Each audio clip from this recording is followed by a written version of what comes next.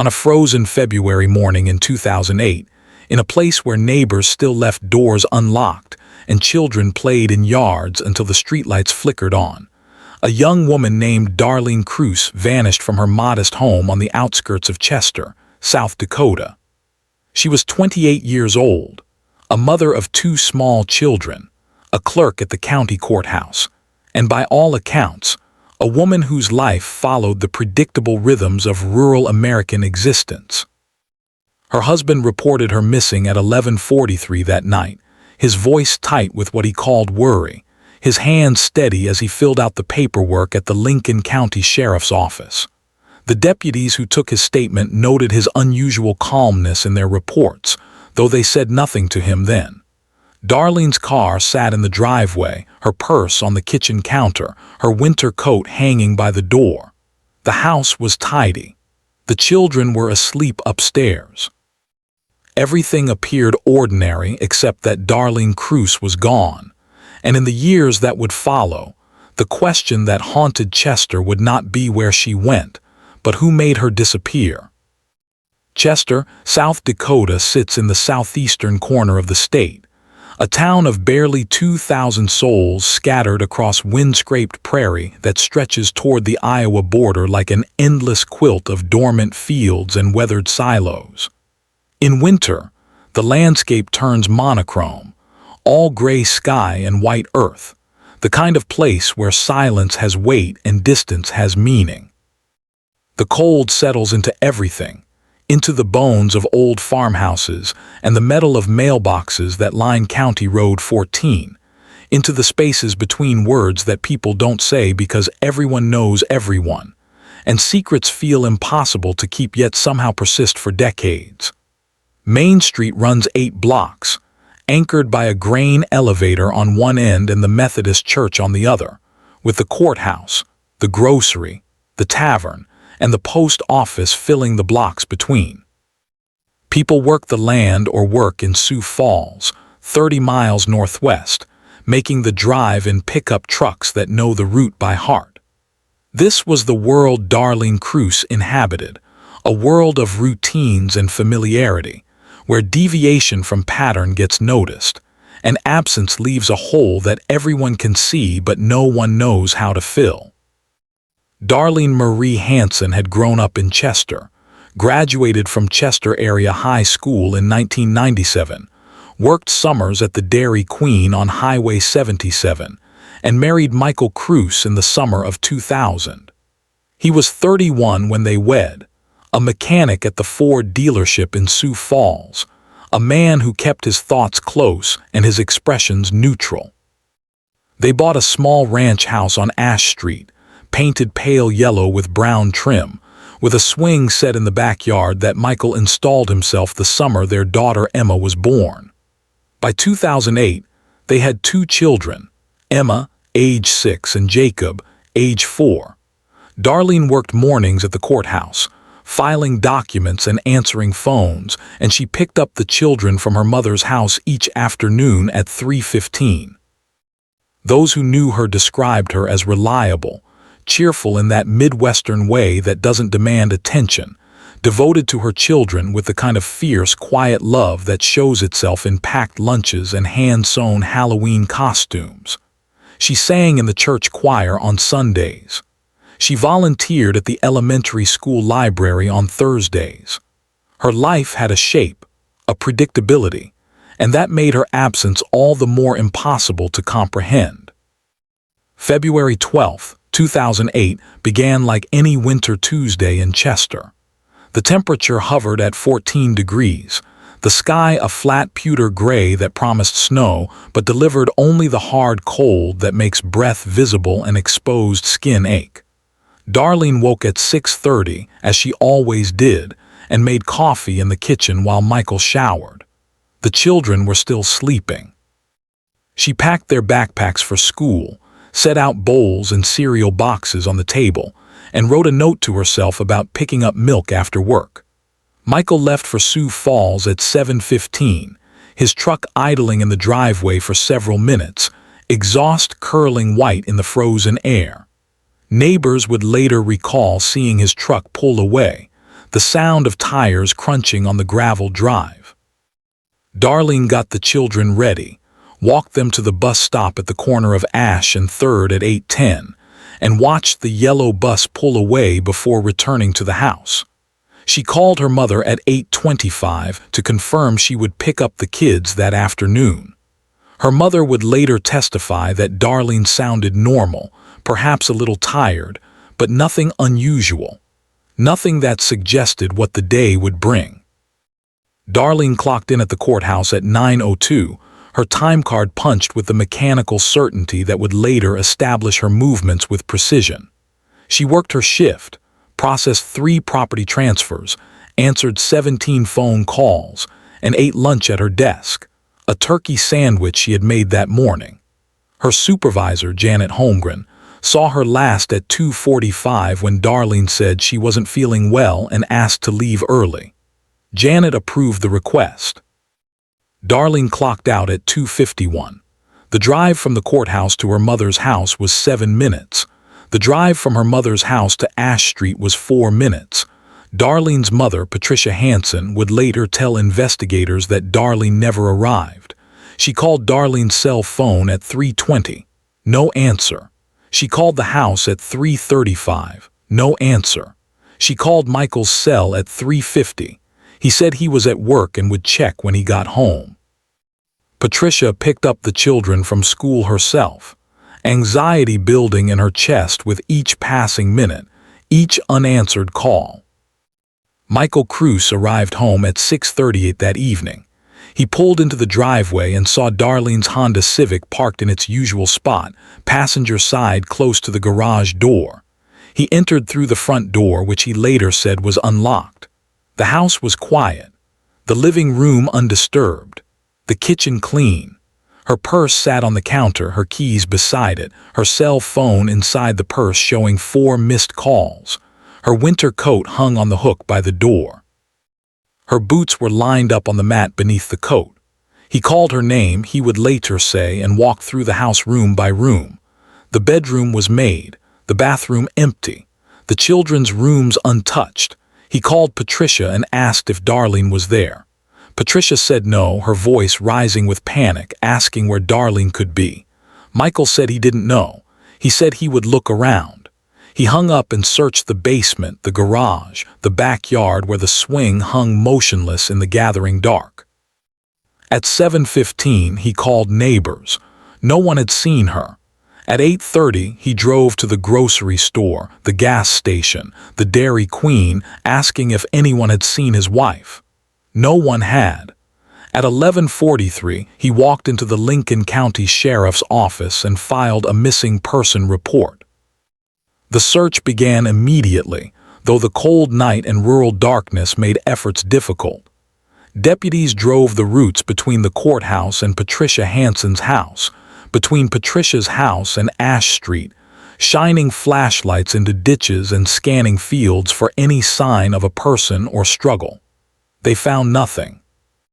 By dawn on February 13th, volunteer teams had assembled at the Chester Fire Station, nearly 70 people organizing into search parties that would comb the surrounding farmland, abandoned buildings, creek beds, and roadside areas within a 10-mile radius. The local television station sent crews from Sioux Falls. The Argus Leader newspaper ran Darlene's photograph on the front page, a smiling woman with shoulder-length brown hair and hazel eyes, the kind of face that could belong to anyone's daughter, anyone's neighbor.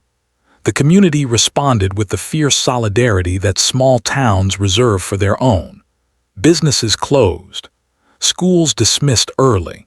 People walked shoulder to shoulder through frozen fields, calling her name into the wind that carried their voices away. The Lincoln County Sheriff's Office established a command center in the Chester Community Center, with maps spread across folding tables and tip lines staffed by volunteers. Lead investigator Detective Robert Marsh, a 23-year veteran who had worked exactly 2 homicide cases in his career, coordinated the effort with methodical care. He interviewed family members, friends, co-workers, anyone who had seen Darlene in the days before her disappearance. He reviewed her phone records, her bank statements, her email accounts, searching for patterns or anomalies. What he found was a life of remarkable ordinariness. No unusual withdrawals, no suspicious calls, no secret correspondence or hidden relationships. Darlene appeared to be exactly who everyone said she was: a devoted mother, a faithful wife, a woman whose life was her family and her community.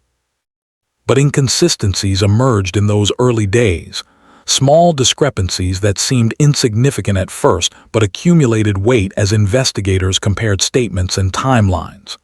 Michael Kruse's account of his movements on February 12th showed gaps. He said he worked a full shift at the dealership, clocking out at 5:45, stopping for gas at the Casey's on 8th Street in Sioux Falls, and driving straight home, arriving at 6:38. Deputies checked his time card. He had indeed clocked out at 5:45. They checked the security footage from Casey's. He appeared on camera at 6:04, pumping gas, paying inside. The drive from the dealership to Casey's was 8 minutes.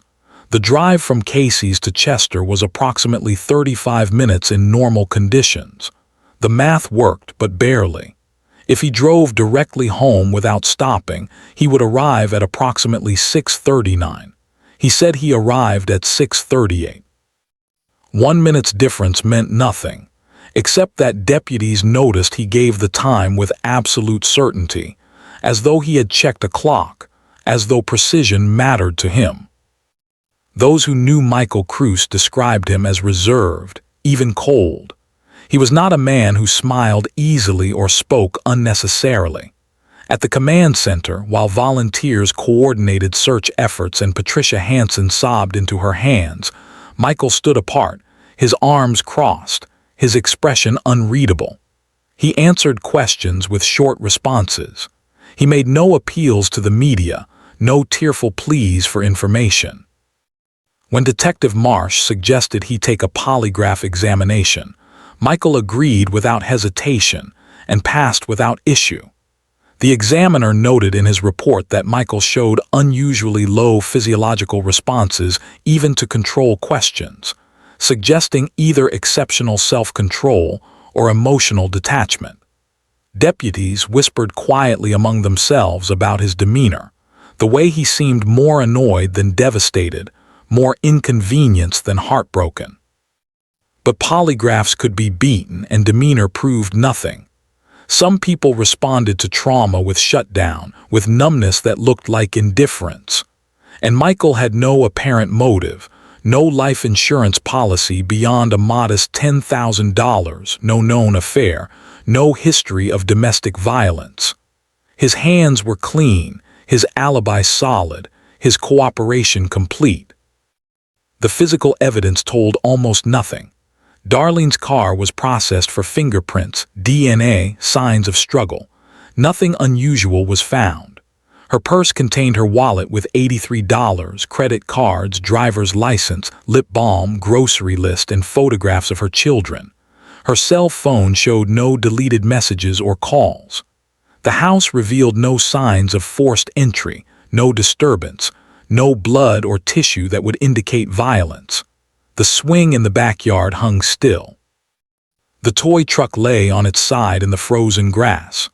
Inside, Darlene's coffee cup sat in the sink, lipstick mark on the rim, the coffee gone cold.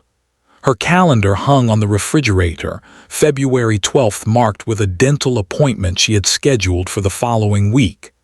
Everything suggested a woman who had stepped out of her life for just a moment, intending to return, except she never did. As February turned to March and March to April, the search efforts diminished. Volunteers returned to work. Media crews left for other stories. The command center folded its maps and closed its doors. Detective Marsh continued investigating, following leads that led nowhere, interviewing people who had nothing new to say. He requested cadaver dogs to search the Kruse property and surrounding areas. They indicated nothing. He searched abandoned wells, old barns, the Big Sioux River when the ice thawed in early spring? Nothing. Darlene Kruse had vanished as completely as if she had never existed, leaving behind only absence and questions that had no answers. The case went cold not because investigators stopped caring, but because there was nowhere left to look, no evidence to follow, no witness to corroborate what everyone suspected but no one could prove. For those who have ever doubted someone you love, who have felt that terrible dissonance between what you see and what you know must be true, the months after Darlene's disappearance held a special kind of torment for her family. Patricia Hansen moved through her days caring for Emma and Jacob, reading them bedtime stories and packing their school lunches, performing the rituals of motherhood that her daughter could not. The children asked about their mother constantly in those early weeks. Where did she go? When would she come back? Patricia told them their mother loved them very much, and that was the only truth she knew for certain. Michael visited the children on weekends, picking them up Saturday mornings and returning them Sunday evenings, the interactions brief and silent.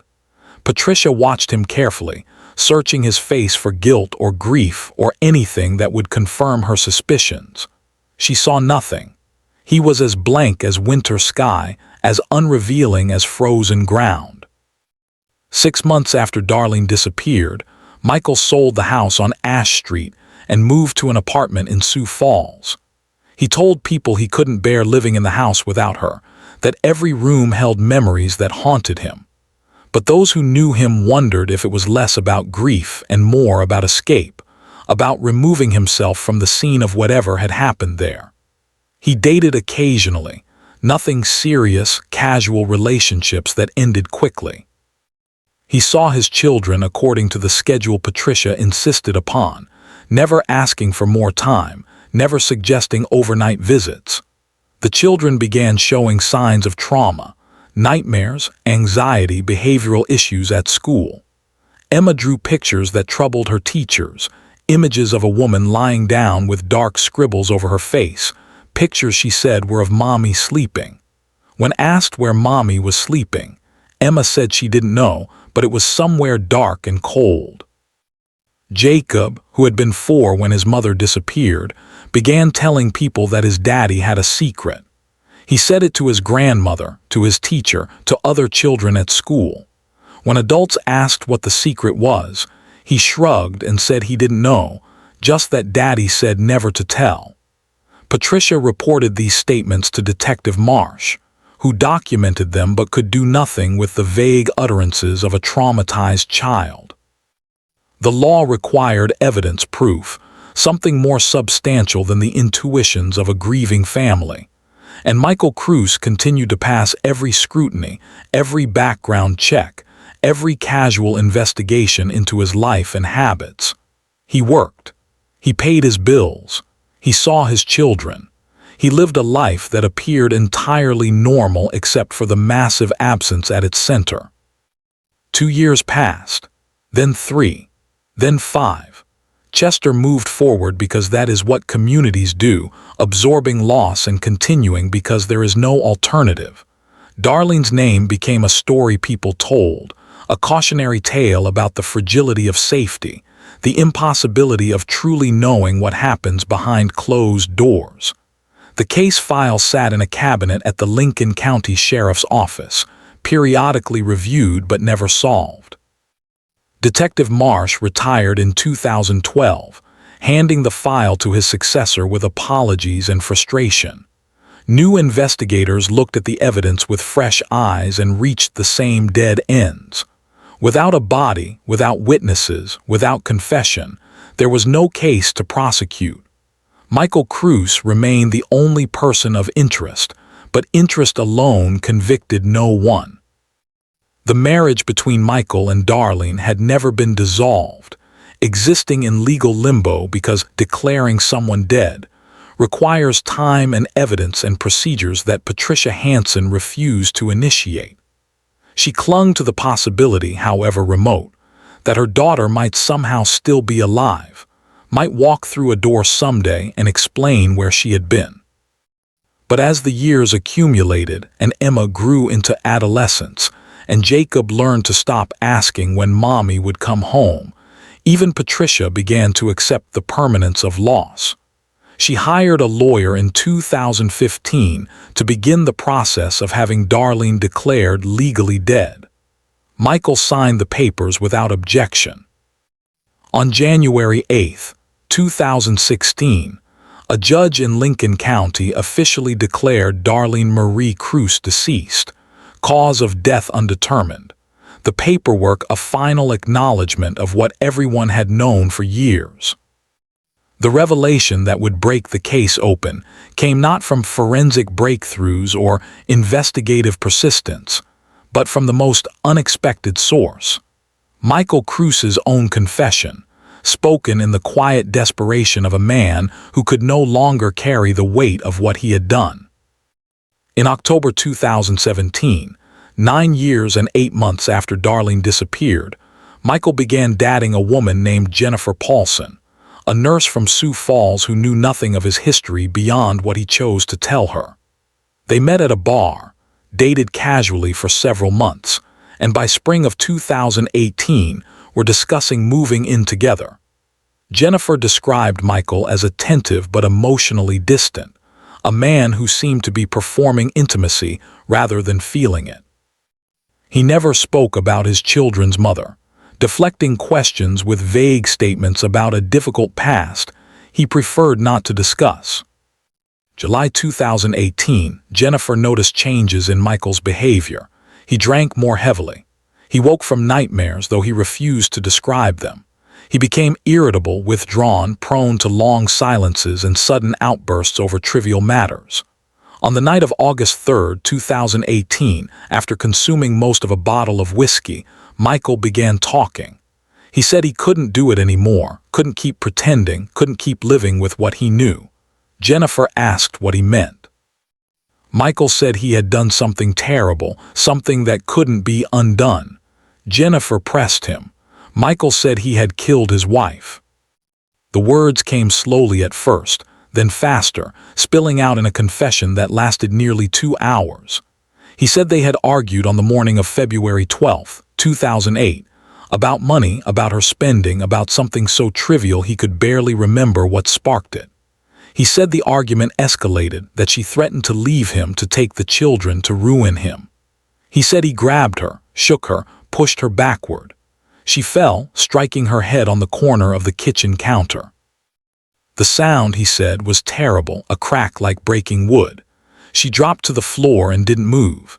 He checked for a pulse and found none. Panic replaced rage. He lifted her body and carried it to the trunk of his car. He drove her to a location he had scouted months earlier, a place he knew would hide her forever, an abandoned well on property owned by a farming corporation that no longer actively worked the land. He lowered her body into the well.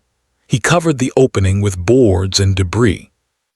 He drove home, staged the scene to suggest she had left of her own accord, and called the police when enough time had passed to make his concern seem genuine. Jennifer Paulson sat in silence as Michael spoke, horror and disbelief warring in her mind. When he finished, exhausted and weeping, she said she needed air and left the apartment. From her car, she called 911. Lincoln County Sheriff's deputies arrived at Michael's apartment at 2:37 in the morning on August 4, 2018. They placed him under arrest for the murder of Darlene Marie Kruse. Michael did not resist. He asked only if his children would be told, and when deputies said yes, he nodded and said nothing else.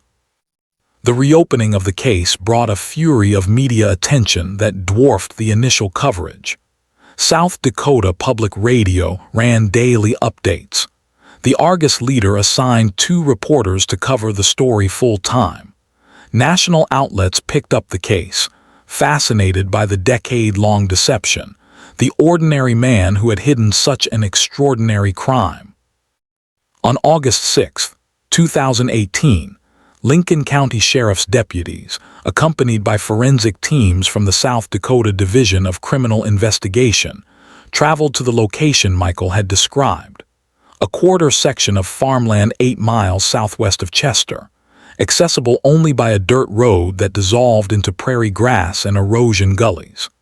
They found the well exactly where he said it would be, obscured by vegetation and debris, a narrow shaft approximately 40 feet deep. Recovery efforts took 3 days. Forensic specialists rappelled into the well, documenting every inch, photographing the scene before disturbing it. At the bottom, in mud and darkness, they found human remains in an advanced state of decomposition, bones and fragments of clothing and a gold wedding band engraved with the initials DMH and MTK, and the date June 10, 2000. Dental records confirmed what everyone already knew. The remains were those of Darlene Marie Kruse. She had been in that well for 10 years and 6 months, 30 feet from a county road, 15 miles from where her children grew up without her, hidden in plain sight by a man who lived among them as though he were innocent. Michael Kruse was formally charged on August 10, 2018, with second-degree murder in the death of his wife. His bail was set at $1 million, which he could not post. He remained in the Lincoln County Jail while the prosecution built its case. His confession to Jennifer Paulson was admissible as evidence. His detailed knowledge of the well's location demonstrated consciousness of guilt. The physical evidence, while degraded by time and exposure, supported the narrative he had provided. The case against him was overwhelming, but South Dakota law required a trial unless a plea agreement was reached. Public reaction divided along predictable lines. Those who had suspected Michael from the beginning felt vindicated, their instincts confirmed by facts. Those who had defended him, who had insisted that grief manifests differently in different people, felt betrayed and foolish. Patricia Hansen gave a statement to the press, her voice steady with a grief that had calcified into something harder than tears. She said she had known, she had always known, and that justice delayed was not justice denied if it finally arrived. She said her daughter could rest now. She said her grandchildren could have answers, however terrible, and answers were better than the not knowing that had poisoned their childhood. She thanked Jennifer Paulson for her courage in coming forward. She thanked the investigators who had never stopped believing that the truth would emerge. The trial was scheduled for March 2019, but on February 11, 2019, one day before the 11th anniversary of Darlene's death, Michael Kruse accepted a plea agreement. In exchange for pleading guilty to second-degree murder and agreeing to reveal every detail of the crime, the prosecution agreed not to seek the maximum sentence.